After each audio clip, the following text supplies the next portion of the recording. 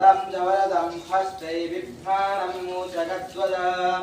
रक्तं लम्बोदरं शूर्पं कर्णकं रक्तवाससं रक्तगन्धानुलिप्ताङ्गं रक्तपुष्पैः सुपूजितं भक्तानुकम्पिनं देवं जगत्कारणमच्युतम्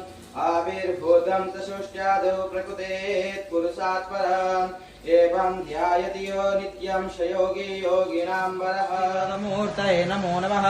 ओं लं नमस्ते गणपतये त्वमेव प्रत्यक्षं तत्त्वमसि त्वमेव केवलं कर्तासि त्वमेव केवलं धर्तासि त्वमेव केवलं हर्तासि त्वमेव सर्वं फलविदं ब्रह्मासि त्वं साक्षादात्मासि नित्यं ऋतं वच्मि सत्यं वच्मि अवत्वं माम् अवक्तारं सर्वतो मां पाहि पाहि समन्तात् त्वं वाङ्मयस्त्वं चिन्मयः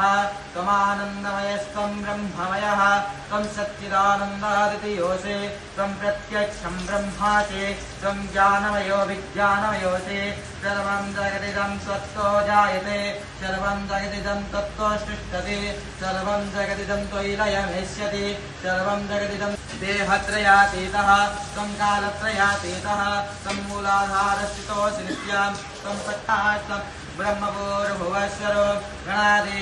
पूर्वमूर्त्यार्य वर्णादि तदनन्तरम् अनुस्वार परतरः अरतेन्दुलिप्तं तारेण युक्तम् एतत्तमनुष्यरूपं प्रकारपूर्वरूपम् प्रकारो मध्यमरूपम् अनुस्वारश्च